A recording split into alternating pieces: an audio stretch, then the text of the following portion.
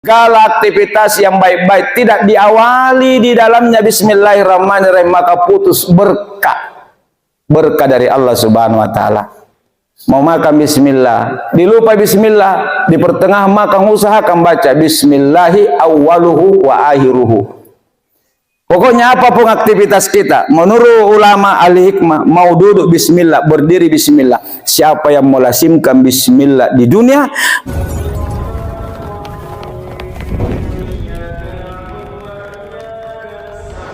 dalam kitab Musnad Imam At-Tirmizi, Rasulullah sallallahu alaihi wasallam bersabda, innal qabrah yunadi kulla yaumin hamsa marratin.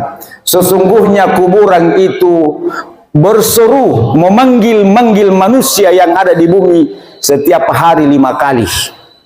Jadi itu kubur Bapak setiap hari berteriak-teriak memanggil kita. Tapi Allah tidak memperdengarkan suara kuburan kepada manusia. Kenapa? Nabi bersabda, laula an tadafanu lada'autullah azza wa jalla ayyasma'akum min asabil kabri ma asma'ani. Kata Nabi, seandainya saya tidak takut, khawatir kalian akan saling menguburkan. Berarti saling menguburkan, saya ingin tahu nih, ya mami di Jamal lo bangi. Seandainya saya tidak takut kalian akan saling menguburkan, maka saya berdoa kepada Allah Subhanahu wa taala supaya Allah memperdengarkan kepada kalian tentang asapnya kubur, panggilannya kubur setiap hari sebagaimana saya bisa mendengarnya. Hadirin, apa panggilan kuburan kepada kita? Yang pertama, ana baitul wahd. Saya ini adalah rumah, saya ini adalah tempat kembali kalian yang paling pasti dalam hidupmu. Dan saya ini adalah tempatnya kesendirian. Ana baitul wahdah. Saya ini adalah tempat sendiri. Buktinya almarhum sendirian di alam kubur. Bagaimanapun sayang istri, ipar, lago, anak-anak, teman, sahabat, sendiri. Maka Al-Qur mengatakan faja'al kamunisan, maka bawalah teman datang di tempat ini. Apa itu hadirin? Biqiraatil Quran, dengan banyak membaca Quran. Di samping kita banyak membaca Quran, berwakaf Quran. Almarhum sudah berwakaf Al-Quran di Mekah Madinah. Masya Allah. Jangan tinggalkan Quran Bapak Ibu sehari semalam. Agendakan, kalau tidak mampu 1 juz, setengah juz. Tidak mampu setengah juz, ya 1 lembar. Tidak mampu ke 1 lembar, usahakan 1 halaman. 1 halaman juga tidak ada waktu, usahakan setengah halaman. Setengah halaman juga belum ada waktu, meskipun 1 ayat. Misalnya, A'udzubillahi minasyaitonirrajim. Nun sadaqal. Mana saya remaya? Hati-hati kalau Al-Quran kita tidak bawa, mati. Makanya dalam hadis dikatakan, Iqra'ul Quran fa innahu yati yaumal qiyamati syafi'al li ashabi. Bacalah Quran karena itu yang akan menjadi teman-temanmu nanti di hari kemudian. Di alam kubur, yang pertama menemani ketika kita sendirian itu termasuk Al-Quran. Jadi bodoh sekali manusia di dunia ini hadirin, kalau yang akan ditinggalkan semua justru itu menyita waktunya sehingga tidak punya waktu membaca Quran meskipun 1 ayat. Semoga kita diberikan taufik oleh Allah untuk senantiasa membaca Al-Quran.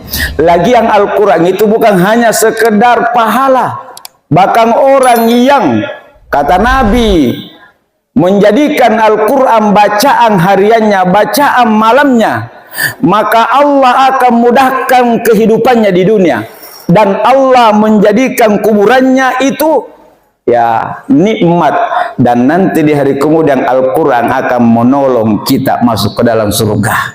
Pegang baik-baik yang satu ini, karena kuburan itu sendiri manusia. Besok saya meninggal, bagaimanapun ibu sebeda sayang sama saya, tidak mungkin nak boleh hari kemaratna. Tiap mau kodong irang ustaz kata makong enak napel asal sedikit dikunjuru umbalat naturat rijonjor. Yang atasnya dimuliakan Allah Subhanahu wa taala. Yang kedua, panggilan kuburan setiap hari. Boleh kuburan mengatakan, hai sekalian manusia, wa ana baitud dulmati, saya ini tempat yang sangat gelap.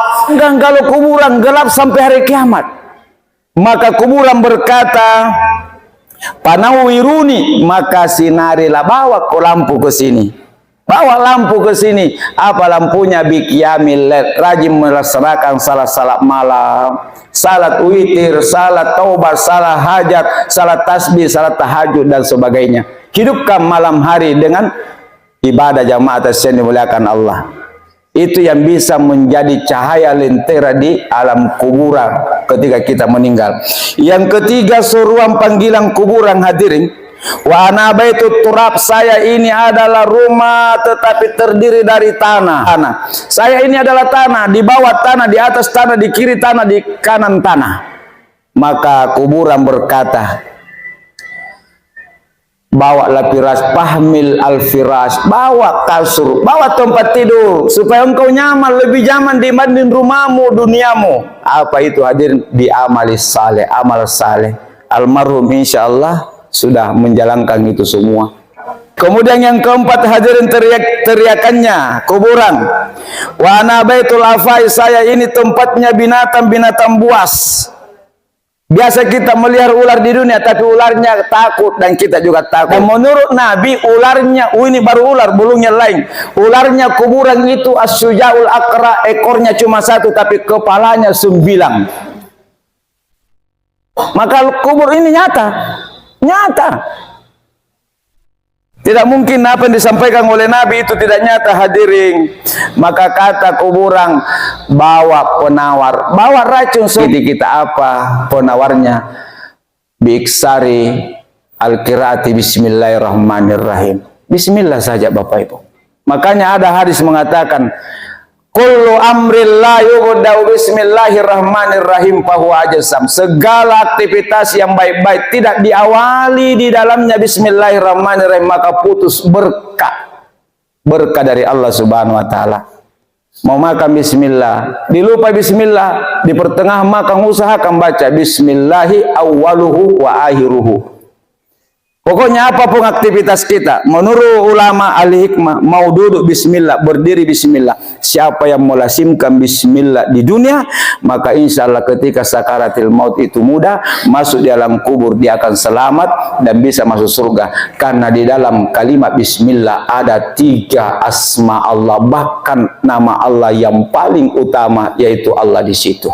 Jamaah yang dimuliakan Allah Subhanahu wa taala. Kemudian yang terakhir jamaah panggilan kuburan yang kelima, wa ana baitu suali munkar wa nakir. Saya ini rumah, saya ini rumahnya, saya ini tempatnya munkar dan nakir akan bertanya kepada kalian. Maka kata kuburan, sebelum kalian tiba di rumah ini, faaksiru ala zahri, perbanyaklah melakukan di atas pundakku, supaya kalian bisa menjawab pertanyaan munkar dan nakir. Apa itu kalimat la ilaha illallah Muhammadur Rasulullah.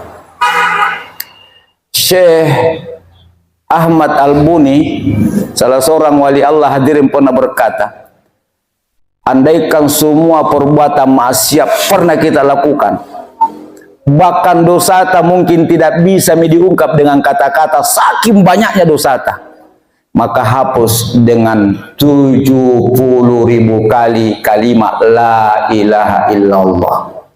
Siapa yang membaca kalimat la ilaha illallah 70.000 kali, maka sama dengan dia telah membeli dirinya supaya tidak masuk neraka.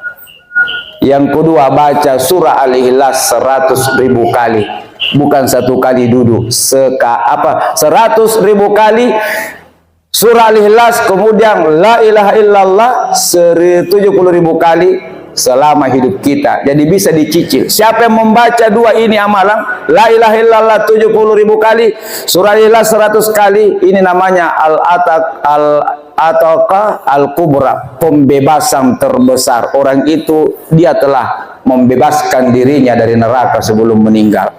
Ini bisa dicicil hari ini mungkin 1000. Qul huwallah 1000, la ilaha illallah. Lakukan ini Bapak Ibu, meskipun 1 kali tamat selama hidup kita. Dan saya kira tidak bisa dipungkiri lagi bahwa dua kalimat la ilaha illallah Muhammadur Rasulullah itu semua yang akan menjamin kebahagiaan kita dunia sampai akhirat.